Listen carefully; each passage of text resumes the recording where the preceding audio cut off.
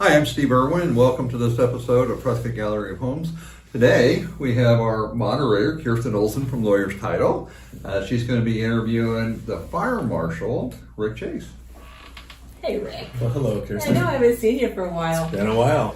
I'm so glad you could come back because wildfire is in full blaze. And what does that mean to people who are moving here who have never had to deal with that?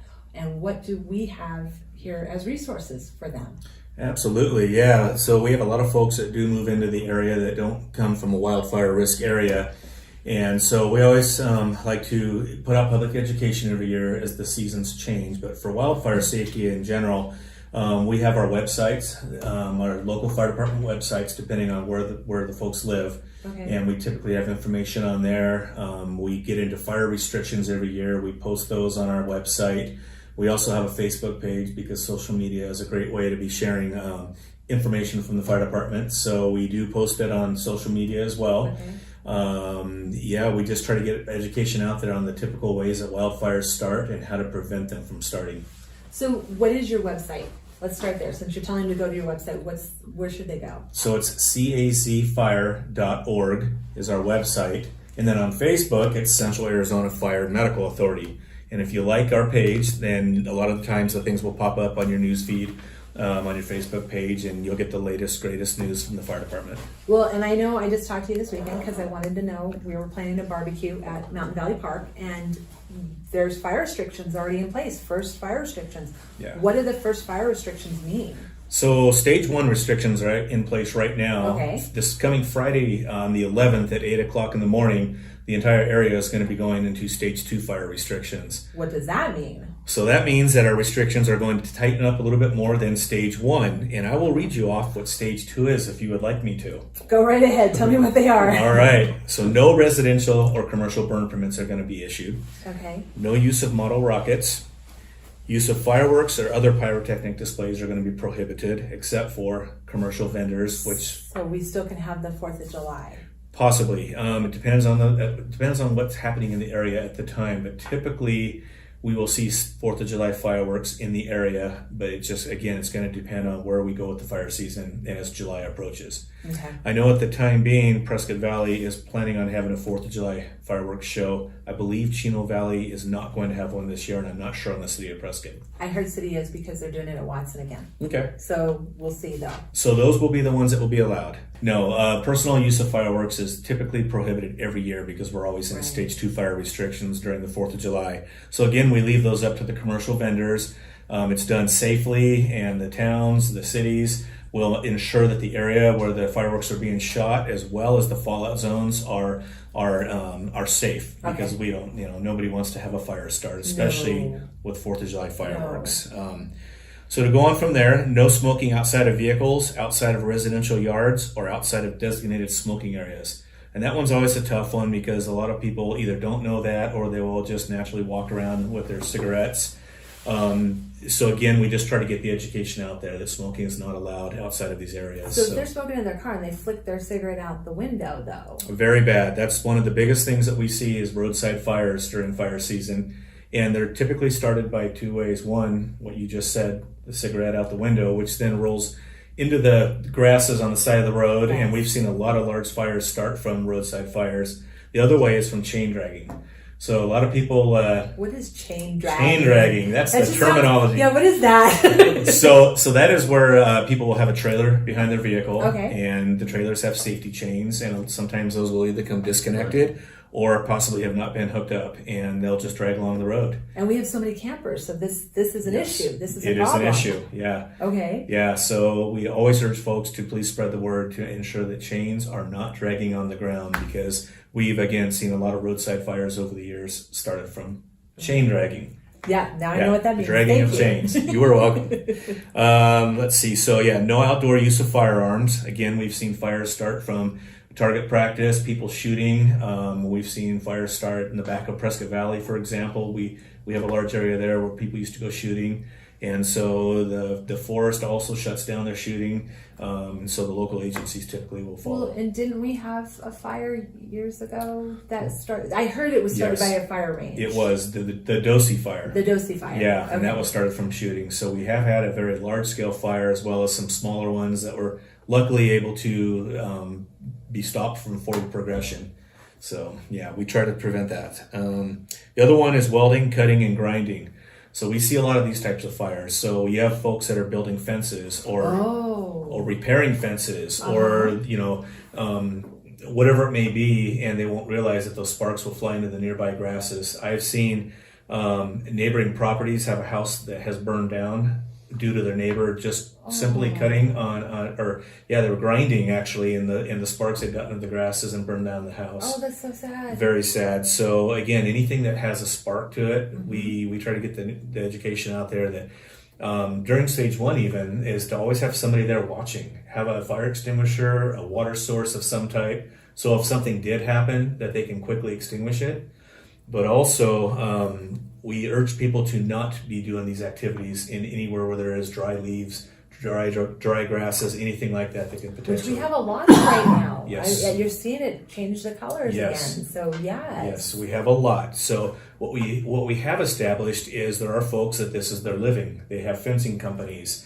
We don't want to stop somebody from earning money, but we want them to also do it in a safe way. So we have special use permits. Okay. And if somebody was to call, like if somebody was going to do some kind of fence building in Central Arizona Fire's area, they can call our office. I'm going to give you that number. Okay. 928-772-7711. And they can request for a site visit. We'll come out there and we'll look at the site. We'll determine that it's safe. And we have other things that need to go along with it, such as a fire watch, somebody that's designated specifically to watch for sparks. Wow. They'll have a shovel ready, they'll have a fire extinguisher or a water truck or a hose, some kind of water source available. And then we will, if it is safe and there's no weeds close by to where the welding is going to take place, we will issue a permit so that folks can still earn a living and carry on. But again, it has to be in a safe manner. Okay. So if a fire starts here, I mean, I know Baghdad had some issues already this year. What do you guys do? I mean, do you have resources here to help these people? I mean, what happens? And how would I know? Do I just go to Facebook and look up all what people are saying? As far as, I'm sorry, what is it? How would I know that there's a fire? How would I know if I need to evacuate my house? How do I know who's coming Good to question. save my house? Okay. Because I have your cell number. I have no problem using that. You know how to get a hold of me. Do But not give that everybody out. does. No, and we're not going to share that. Typically, the newspapers, the radio stations, social media sites, such as what we're doing now. Yeah. People can see what's going on, and social media is probably the best one to get on Facebook and look at emergency management, Yavapai County Sheriff's Office, Okay. ours, Central Arizona Fire, City of Prescott. Most people have social media sites now where we share information. And again, they can always call the office if anybody has a question on what's happening. But Well, and what I found on the social media is I was getting mixed directions, and somebody talked to me about Code Red, and I didn't know what that was. I looked for that app, but I couldn't find it in the App Store. So what is Code Red? So Code Red is actually, if you go to the Yavapai County Sheriff's Office website, Okay. and there's different sections in there, different tabs, but there is one for Code Red, and somebody can check that, or they can call the Sheriff's Office if they need further direction.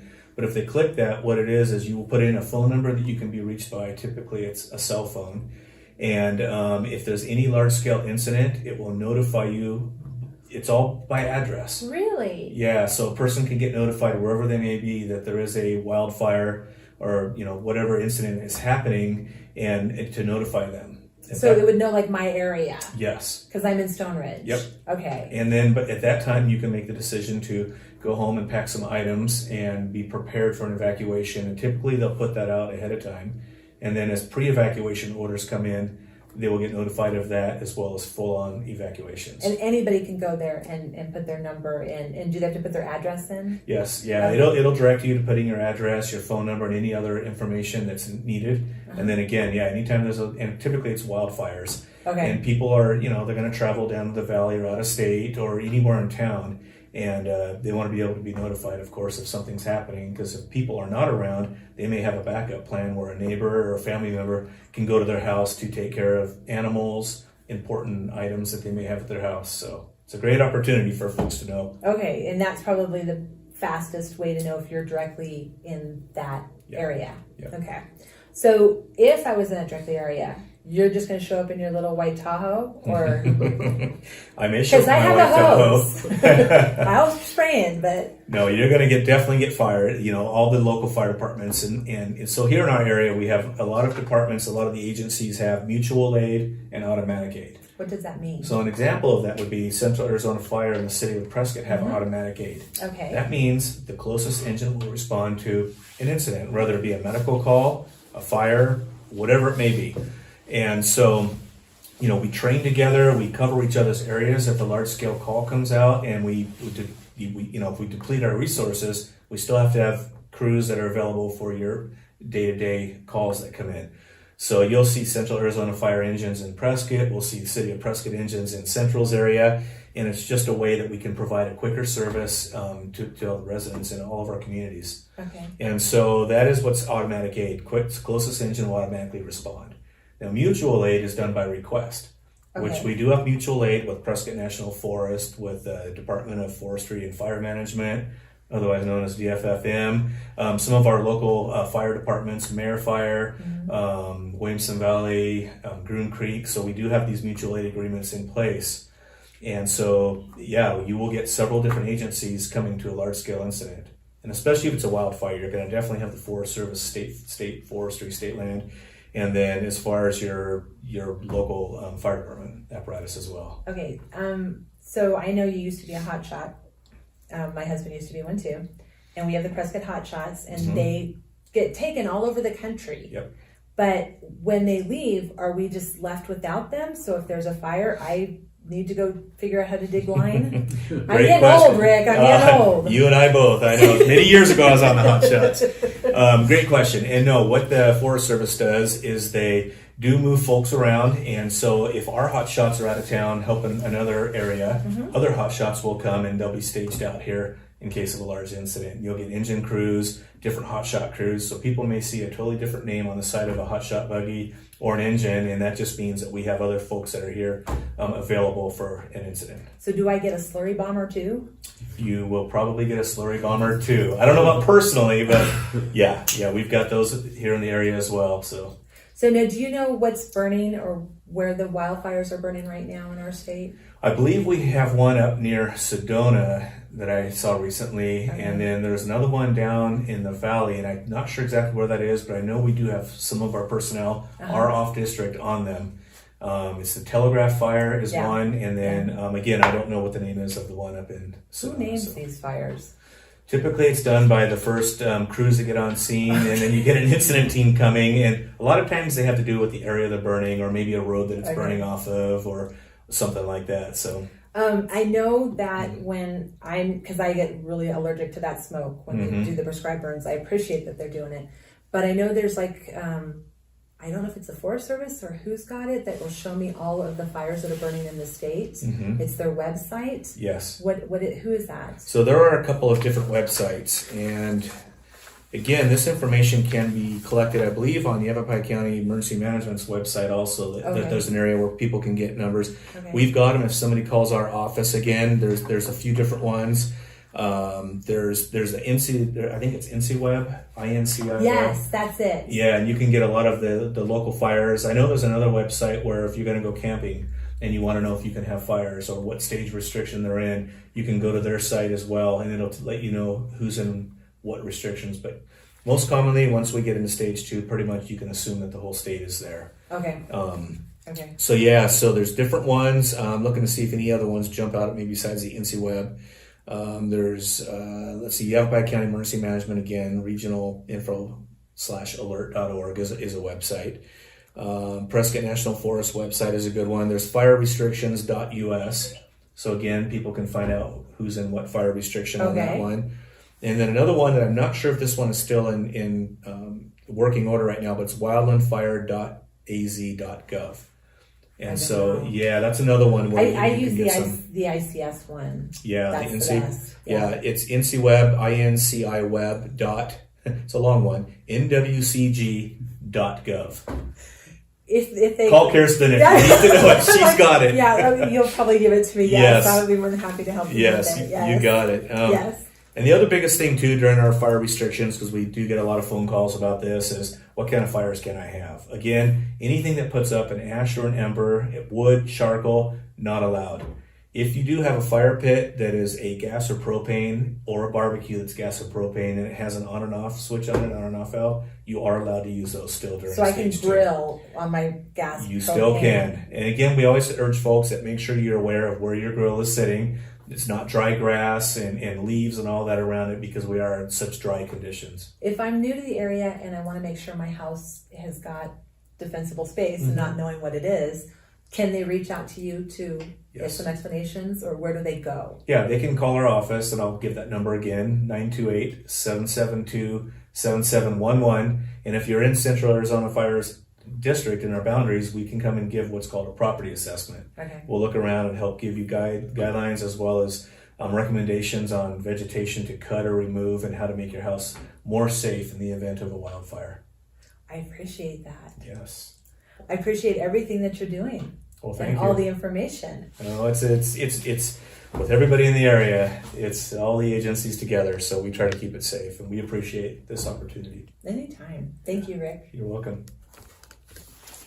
All right. Thanks, Rick and Kirsten. That's a wonderful episode. Thank you for talking about Firewise in our area and the stage 2 restriction coming up. So that's very good. Thanks, everyone, for tuning in to this episode of Prescott Gallery of Homes. We hope to see you next week.